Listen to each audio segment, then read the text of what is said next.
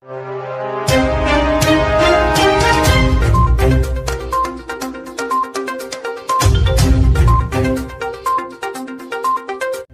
विधान महाधिवेशन सुरु।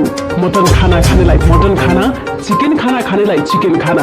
पानीको बोतलमा समेत केपी ओलीको फोटो। साल ट्रेडिङले उपलब्ध गराउन सकिन चिनी, महँगीको मारमा उपभोक्ता। नेपालमा एमसीसी अनुमोदनको प्रयासबारे बोर्ड बैठकमा समीक्षा। हवाई जहाजमा देखिएका समस्याबारे संसदीय समितिमा छलफल। 1.5 वर्षपछि यात्रुवाहक भारतीय गाडीलाई नेपाल प्रवेशको अनुमति। आफ्नो देश फर्कन नपाएका विदेशी नागरिक पुष मसान्तसम्ममा नेपाल बस्न पाउने। अर्को महिनादेखि अस्ट्रेलियाको बोर्डर खुल्ने। चिनिया र भारतीय खोपलाई पनि मान्यता। हिमानी शाह 45 वर्षमा प्रवेश। ग्यालेक्सी 4K टिभी सञ्चालन। ग्यालेक्सी 4K हाम्रो होइन, आम नागरिकको हो। रवि लामिछाने। भारतबाट स्थल मार्ग हुँदै कैलाली प्रवेश गर्नेका लागि तोकियो नयाँ मापदण्ड। दशैं टीकाको उत्तम साइट कुन देशमा कति बजे। थप 1066 जनामा कोरोना संक्रमण पुष्टि। थप 13 जनाको मृत्यु। सीता भण्डारी मृत्यु प्रकरण 26 दिनदेखि उठेन मृतकको शव। गृहमन्त्रीले दिएनन् चासो। सुनको मूल्य तोलामा 900 रुपैयाँले बढ्यो। 5 सेटमा खेल जित्दै एपीएफ र न्यू डायमन्ड फाइनलमा प्रवेश। खसी बोकाको खरिद मूल्य निर्धारण किलोमा कति पुग्यो हेर्नुहोस्।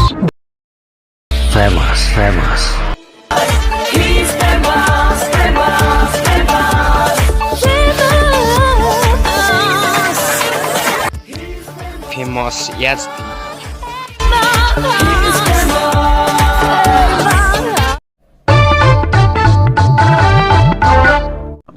सदा जस्तै आज पनि देश विदेशका ताजा महत्वपूर्ण समाचारका साथमा हामी उपस्थित भइसकेका छौं।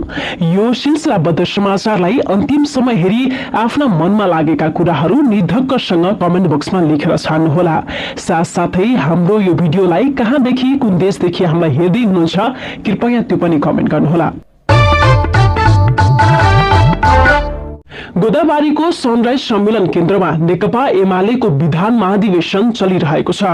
हिजोबाट सुरु भएको महाधिवेशनमा उपस्थितिका लागि विभिन्न प्रकारका खानाहरूको व्यवस्था रहेको छ। मटन खाना खानेलाई मटन खाना, चिकन खाना खानेलाई चिकन खाना र अन्य थुप्रै प्रकारहरूको पनि व्यवस्था गरिएको छ। टेन्डर मार्फत खाना र खाजाको व्यवस्था गरेको एमालेले करिब 6000 प्रतिनिधिका लागि पहिलो दिनको खानामा दाल भात, अचार, तरकारी सहित कुखुरा र खसीको मासुका व्यञ्जन समेटेको छ। बोतलको बाहिरी आवरणमा एमाले अध्यक्ष केपी शर्मा ओलीले हात हल्लाइरहेको देखिन्छ। खानेपानीको बोतलमा अध्यक्ष ओली अंकित रहेको mineral water Godavari mineral water product कम्पनीले उत्पादन गरेको हो। बोतलको पानी 1 लिटरको रहेको छ। एमालेको महाधिवेशनमा खाना खुवाउने जिम्मा A1 पार्टी प्यालेसले पाएको छ। नेपालमा पछिल्लो 24 घण्टामा 1066 जनामा कोरोना भाइरस संक्रमण पुष्टि भएको छ। स्वास्थ्य तथा जनसंख्या मन्त्रालयका अनुसार 10,113 पीसीआर परीक्षण गर्दा 898 जना र 3,255 एन्टिजेन परीक्षण गर्दा 168 गरी 1066 जनामा कोरोना भाइरसको संक्रमण देखिएको हो। यस्तै पछिल्लो 24 घण्टामा कोरोना संक्रमणबाट 13 जनाको मृत्यु भएको छ भने 938 जना निको भए। शुक्रबार थपिएका सँगै नेपालमा कोरोना संक्रमितको कुल संख्या 7,95,959 जना पुगेको छ। पत्रकार तथा संचारकर्मी रवि लामिछानेले ग्यालेक्सी 4K टिभी च्यानल आफ्नो होइन, यो 3 करोड नेपालीको हो भनी एक महत्वपूर्ण घोषणा गरेका छन्। रविका अनुसार आम मान्छेका मुद्दालाई पहिलो हेडलाइन बनाउँदा हामी एउटा कार्यक्रमबाट सिङ्गो टेलिभिजन स्टेशनसम्म आइपुग्यौं। यसलाई मैले बाटो नबिराएको परिणाम मानेको छु। सब चीज छाड्छु यो, तर बाटो मरि गए छाड्दिन। अरूले के भन्छन् भनेर त्यो हदसम्म मात्र पिर गर्छु, जुन हदसम्म पिर गर्दा आफ्नो यात्रामा ती तगारो बन्दैनन्। ग्यालेक्सी 4K हाम्रो होइन, आम नागरिकको हो। यसमा हरेक नेपालीको दुःख पीडा, खुशी र समस्याहरूको मुद्दाहरू प्राथमिकतामा रहने बताएका छन्। विशेष गरी गाउँ गाउँमा रहेका वृद्ध बा आमालाई कसैले भनिदिनु होला कि आशीर्वाद थाप्न छोरो दल बल सहित आइसक्यो। गैराती 7 बजेपछि ग्यालेक्सी 4K टिभी प्रसारणमा आएको छ। दर्शकबिन पत्रकार तथा संचारकर्मी रवि लामिछानेलाई सफलताको शुभकामना दिन नछुटाउनुहोला। साल्ट ट्रेडिङ कर्पोरेसन लिमिटेडले समयमै चिनी ढुवानी नगर्दा उपभोक्ता मर्कामा परेका छन्। साल्ट ट्रेडिङले चिनी उपलब्ध गराउन नसकेपछि प्रदेश राजधानी वीरेन्द्रनगरका उपभोक्ता महँगोमा चिनी किन्न बाध्य भएका छन्। सरकारी स्वामित्वको यस कार्यालयले चिनी प्रति केजी रु 79 रुपैयाँमा उपभोक्ताहरूलाई बिक्री गर्दथ्यो। बजार मूल्य प्रति केजी रु 100 रुपैयाँ रहेको छ।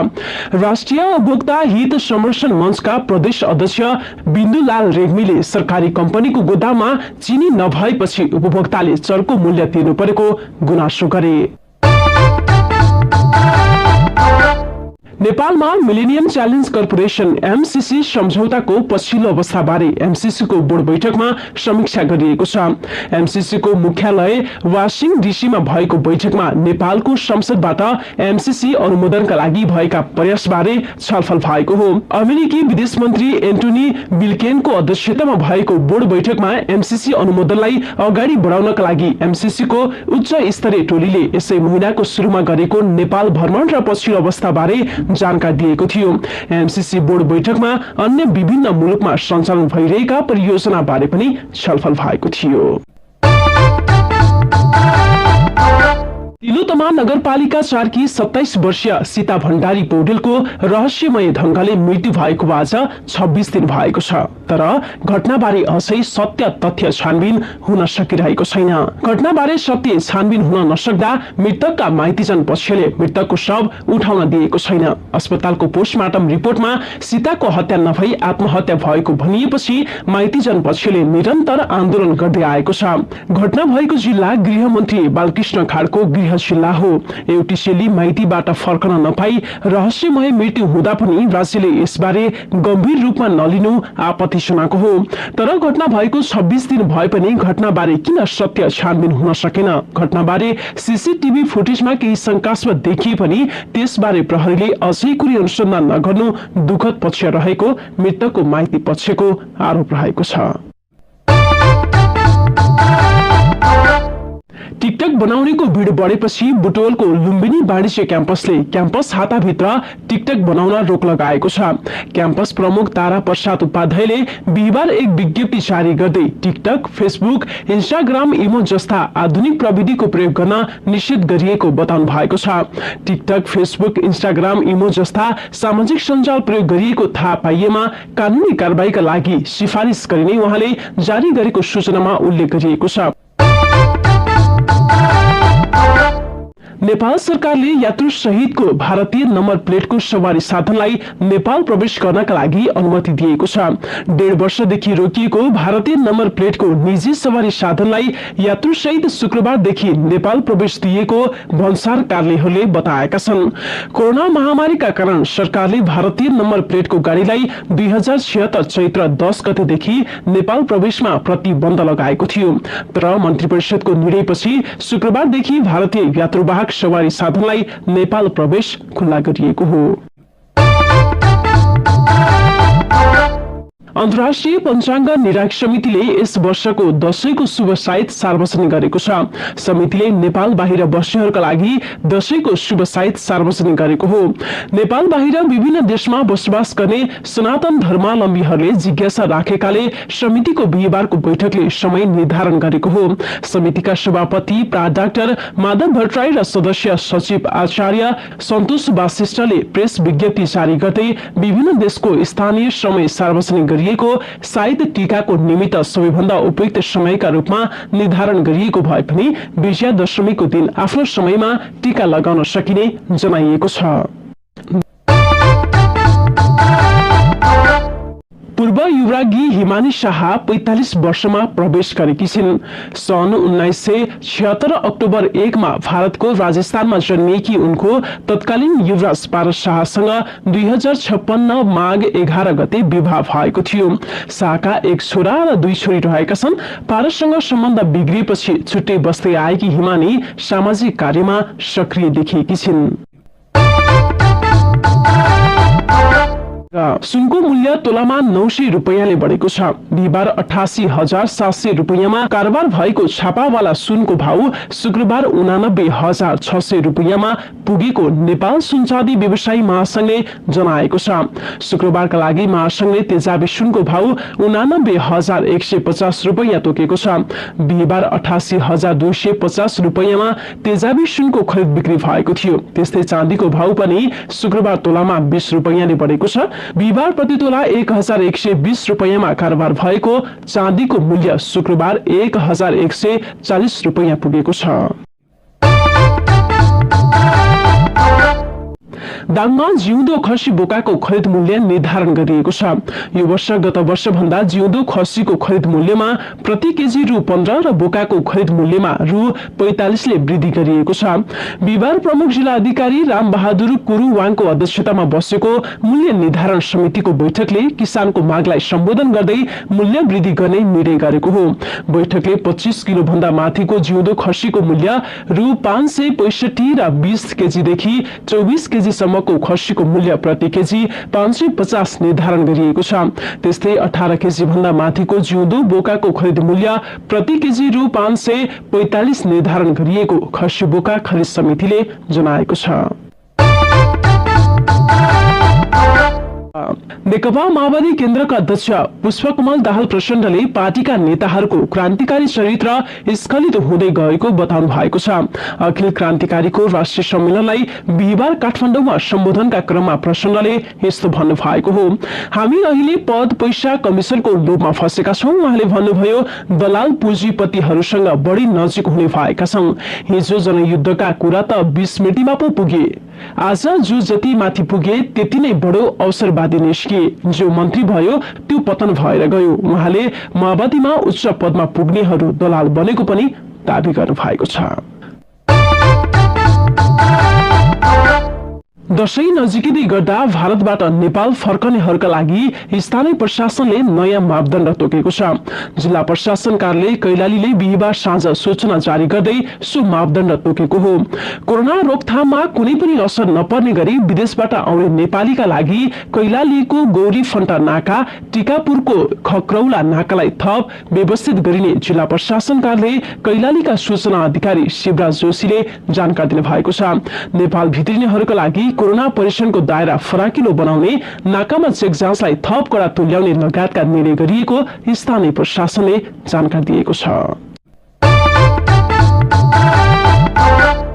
साबिक विजेता एपीएफ र न्यू डायमण्ड स्पोर्ट क्लब छैटौं एनभीए राष्ट्रिय महिला तथा पुरुष क्लब भलिबल च्याम्पियनशिपको फाइनल प्रवेश गरेको छ। शुक्रबार भएको सेमी फाइनलमा दुवैले विपक्षीलाई 5 सेटमा पराजित गर्दै उपाधि भेट पक्का गरेका हुन्। अब एपीएफ र न्यू डायमण्ड बीचको फाइनल खेल शनिबार हुनेछ। यस्तै आर्मी र पुलिस बीच तेस्रो स्थानका लागि खेल हुनेछ। विजेताले नगद 4 लाख प्राप्त गर्नेछन्। यस्तै उपविजेताले 2 लाख र तेस्रो हुनेले 1 लाख पाउनेछन्। कोरोना महामारीका कारण स्वदेश फर्कन नपाएका विदेशी नागरिकले आगामी पुष मसान्तसम्ममा आफ्नो बसाई अवधि लम्ब्याउन पाउने भएका छन्। कोरोनाका कारण अन्तर्राष्ट्रिय उडान सुचारू नभएको अवस्थामा स्वदेश फर्कन नपाएका र पूर्व भिसा अवधि थप गरी नेपालमा बसिरहेका पर्यटकले आगामी पुष मसान्तसम्ममा नेपालमा रहन पाउने निर्णय भएको अध्यागमन विभागले जनाएको छ। यस अवधिसम्म बस्नका लागि पर्यटकले नियम अनुसारको शुल्क भने तिर्नुपर्नेछ। आगामी महिनादेखि अस्ट्रेलियाको अन्तर्राष्ट्रिय सीमा खुल्ने भएको छ। हिजो बसेको मन्त्री परिषद बैठकपछि प्रधानमन्त्री स्कट मोरिसनले अर्को महिनादेखि अस्ट्रेलियाको बोर्डर खोलिने जानकारी गराएका हुन्। भ्याक्सिनको दुवै मात्रा 80% पूरा हुन साथ अस्ट्रेलियाको अन्तर्राष्ट्रिय बोर्डर खोलिनेछ र आगमनमा सहज बनाइदै लगिनेछ। पहिलो चरणमा अस्ट्रेलियाका नागरिक र पीआरलाई प्राथमिकता दिइनेछ। उनीहरूले त्यसपछि एक साता होम क्वारेन्टाइनमा बस्नुपर्ने हुन्छ। प्रधानमन्त्री मोरिसनले शुक्रबार पत्रकारसँग कुराकानी गर्दै भने त्यसपछि भ्याक्सिन लगाएका अस्ट्रेलियनको लागि विदेश भ्रमणको पनि बाटो खुल्नेछ। हवस् दर्शकबिन, बिहानीको खबर अहिलेको लागि यति नै।